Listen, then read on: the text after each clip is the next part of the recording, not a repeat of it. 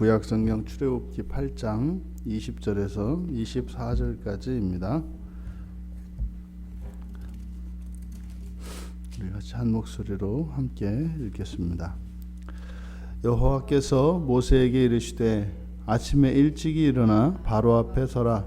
그가 물 있는 곳으로 나오리니 그에게 이르기를 여호와께서 이와 같이 말씀하시기를 내 백성을 보내라. 그러면 그들이 나를 섬길 것이니라. 네가 만일 내 백성을 보내지 아니하면 내가 너와 네 신하와 네 백성과 네 집들의 파리떼를 보내리니 애굽 사람의 집집에 파리떼가 가득할 것이며 그들이 사는 땅에도 그러하리라. 그날에 나는 내 백성이 거주하는 고센 땅을 구별하여 그곳에는 파리가 없게 하리니 이로 말미암아 이 땅에서 내가 여호와인 줄을 네가 알게 될 것이라. 내가 내 백성과 네 백성 사이를 구별하리니 내일 이 표징이 있으리라 하셨다 하라 하시고 여호와께서 그와 같이 하시니 무수한 파리가 바로의 궁과 그의 신하의 집과 애굽 온 땅에 이르니 파리로 말미암아 그 땅이 황폐하였더라. 아멘. 이제 네 번째 재앙, 파리떼 재앙이 일어납니다. 그런데 이 파리떼 재앙이 의미하는 바, 파리라고 하는 이 단어, 아로브라고 하는 말인데요. 이 아로브라고 하는 이 단어는 혼합하다, 또 섞여 있다라고 하는 아랍어에서 이제 파생한 말입니다. 그러니까 파리라고 하는 파리떼라고 하는 이 말이 여러 가지 이제 혼합하여 섞여 있는 것을 의미하는데 지금 애굽에는 수많은 미신과 우상들로 가득 차 있습니다. 그러니까 마치 애굽의 영적인 상황을 이 파리떼라고 하는 이 단어가 나타내고 있는 것 같습니다.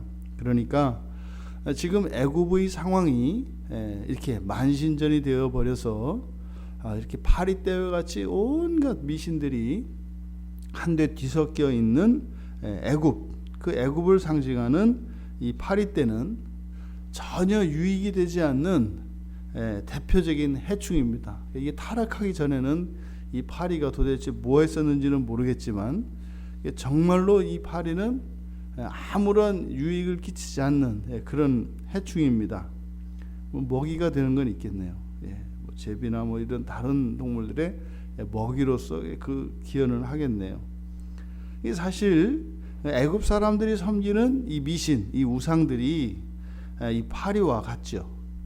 전혀 도움이 되지 않을 뿐더러 오히려 해를 끼치는 파리처럼 그들이 섬기는 그 우상들, 그 미신들이 애굽 사람들에게 도움이 되는 것이 아니라 오히려 해가 된다라고 하는 것을 보여주시는 것 같습니다. 24절의 끝에 보면 파리로 말미암아 그 땅이 황폐하였더라. 그 미신들로 말미암아 그 땅이 황폐하였더라. 지금 네 번째로 일어난 이 파리 재앙, 이 파리 재앙이 좀 특징이 있습니다.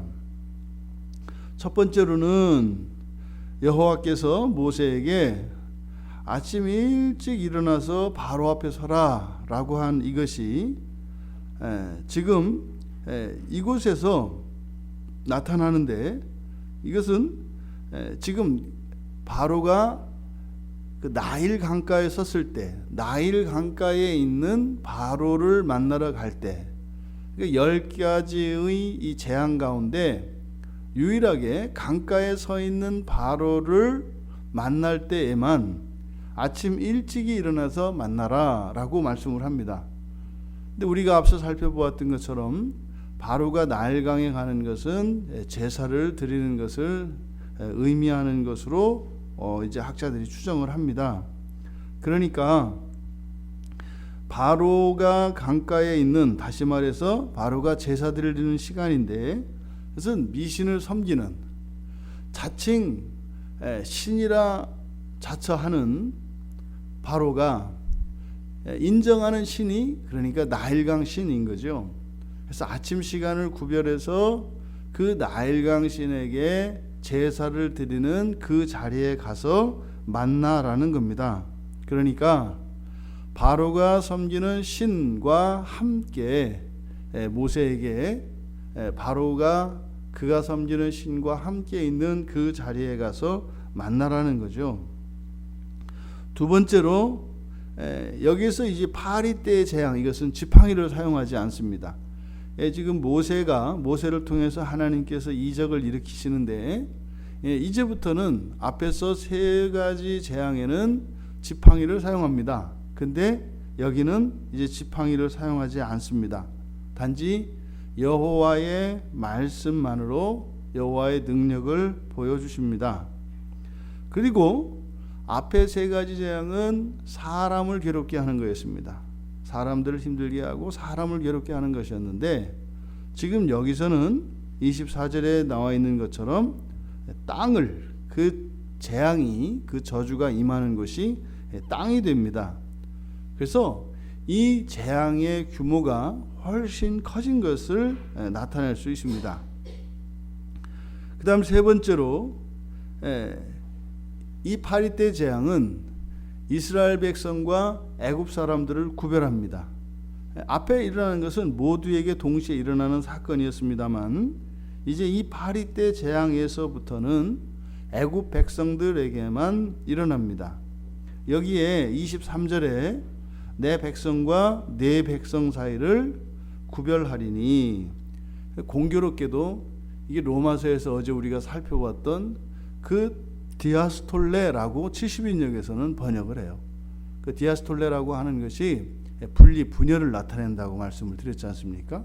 그래서 여기는 구별하다, 그래서 우리가 일반적으로 성경에서 사용하는 구별하다 할 때 코데시, 하나님의 백성으로 거룩하게 구별하는, 다시 하나님의 소유로 구별하는 것이 이제 코데시인데 여기에 사용된 구별은 페두트라고 하는 말이에요. 이 페두트라고 하는 말은 잘 쓰는 말이 아닙니다. 그게 이제 신약에서도 그 디아스톨레라고 이렇게 이제 번역되어지는 단어인데, 그러니까 내 백성과 내 백성을 따로 떼어놓겠다. 그래서 이것은 하나님의 거룩한 백성으로 성별하여 소유 삼는다, 이런 의미는 아닙니다. 단지 뭐예요? 이 재앙으로부터 면하게 해준다, 이런 의미죠. 그래서 이 단어는 시편 111편 9절 그리고 시편 130편 7절의 개역 개정에는 속량으로 이렇게 번역되어 있습니다. 그리고 이사야서 50장 2절에 구속으로 번역되어 있습니다. 그러니까 여기에 사용된 이 페두트라고 하는, 구별이라고 하는 이 말은 단지 그 재앙에서 따로 떼어놓고 그래서 그 재앙을 받지 않도록 한다는 그런 의미의 단어입니다. 그러니까 이 네 번째 파리떼 재앙에서부터 이제 하나님의 백성인 이스라엘 백성들에게는 미치지 않는, 다시 말해 애굽 사람들에게만 내려지는 이 재앙이 시작이 됩니다. 그러니까 이 재앙이라고 하는 것도 이제 애굽 백성들에게만 임하는 재앙이 있고 또 이스라엘 백성에도 같이 임하는 재앙이 있다라고 하는 것을 성경은 이야기합니다. 하나님의 자녀들이 이 세상을 살아갈 때 이 세상 자체가 죄 가운데 있기 때문에 그 죄로 말미암아서 다 같이 겪어야 하는 것들이 있습니다. 대표적인 것이 생로병사죠. 태어나서 늙어지고 병들고 약해지는 이 일은 신자나 불신자나 공이 겪는 그런 죄의 결과입니다. 그런데 하나님 백성들에게는 임하지 않는 그런 재앙이 있다라고 하는 것을 오늘 성경은 보여줍니다. 지금 재앙이 내려지는 장소, 우리가 앞에서부터 이제 앞에서 살펴보았던 것처럼 강물이 피로 변하고 시작됐던 것이 이제 물에서 변화가 일어났지 않습니까? 그래서 거기에서 물의 변화가 일어나기 시작했고, 그래서 물에서 사는 그 개구리들이 땅으로 올라오지 않습니까? 땅으로 와서 사람들을 괴롭게 했잖아요. 그런데 이제 파리 때 재앙을 통해서는 결국은 그 땅 자체가 이제 황폐하게 됩니다. 티끌이 이가 되어서 그 모기 떼가 돼서 사람들을 괴롭게 하고 결국에는 이제 이 파리 때의 재앙을 통해서 땅이 황폐하게 되는 것을 우리가 보게 됩니다. 점점 이 재앙이 커져가고 있습니다. 지금 이렇게 본격적으로 땅에 재앙이 일어나면서부터 하나님 백성과 애굽 백성들 사이에 구별이 일어나기 시작합니다. 우리가 맨 처음에 아담과 하와가 죄를 지었을 때 아담의 죄로 말미암아 땅에 임한 저주를 기억하실 것입니다. 애굽에서 출애굽하기 전에 이 이스라엘 백성들이 이제 그 땅의 저주, 땅에 내리는 재앙에서부터 이들은 따로 구속된 것, 거기에서 그 재앙으로부터 면하게 된 것, 이것은 마치 창세기 전체의 구속사에서 그 창조의 과정에서 일어났던 범죄, 그것으로부터의 회복되어지는 그것이 연속되고 있는 것을 우리에게 보여줍니다. 이제 앞에서 일어난 세 번째의 재앙과 구별되어지는 이 네 번째 재앙에 하나님의 말씀으로 능력을 나타내시는 이 일, 이것은 아마도 모세와 아론을 통하여 하나님의 종들을 통하여 또 지팡이라고 하는 도구를 이용해서 일으키시는 그 능력을 통해서 바로가 하나님의 능력을 보기보다는 모세와 아론의 그리고 그 지팡이에게 특별한 능력이 있기 때문에 그들을 높이는 것이 아니라 그들이 아닌 그들 배후에서 그들 위에서 역사하시는 그 하나님의 존재를 알게 하시도록 하는 것이 이 파리떼 재앙이었습니다. 우리가 우리의 삶 속에서 일어나는 많은 이적들, 이런 것들을 경험할 때 눈에 보이는 그 현상이 아니라 그 모든 것들의 주인 되시는 여호와 하나님을 우리가 늘 감지할 수 있어야 할 것입니다. 사경에서 주셨던 특별한 그 하나님의 영광에 대한 그 은혜 가운데 하나가 그것이었죠.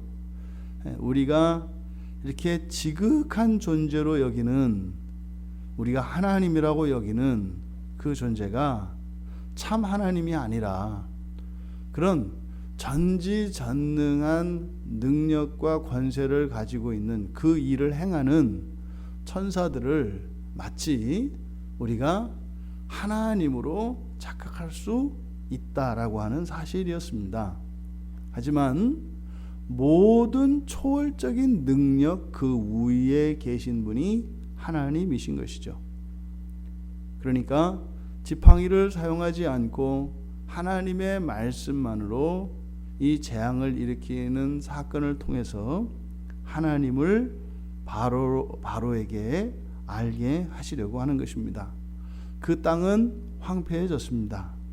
하지만 오히려 이것을 통해서 참 하나님을 알 수 있게 되는 기회가 바로에게 주어지는 것이죠. 마찬가지로 여기서 땅이 황폐해진 그것은 그 땅의 신을 굴복시키는, 그리고 이스라엘 백성들에게는 땅의 저주에서 해방되어진 구속의 의미를 보여주는 그런 사건이었습니다. 오늘 우리가 이 하루를 살아갈 때 하나님을 믿지 않는 사람들과 다릅니다. 어떤 면에서는 다 같겠습니다만 분명히 구속받은 하나님의 백성들만 누리는 그런 삶이 분명히 있습니다. 이 하루에 다른 사람들과 한데 뒤섞여서 살아갈지라도 참된 하나님, 우리 주 예수 그리스도로 말미암아 구속받은 그 백성들의 삶을 우리가 스스로 그것을 인지할 수 있고 또 그것을 누리며 감사할 수 있는 복된 하루가 되시기를 주님의 이름으로 축원합니다. 존귀하신 하나님, 여전히 죄로 인하여 이 땅 가운데 병약함이 있고 허망함이 있고 고통과 눈물이 있을지라도 예수 그리스도를 믿는 백성으로서 이 땅에서 구별된 하나님의 백성으로서의 삶을 하루하루 살아가면서 그렇게 느끼고 경험하며 하나님께 감사하며 영광 돌릴 수 있는 복된 성도들 다 되게 하옵소서.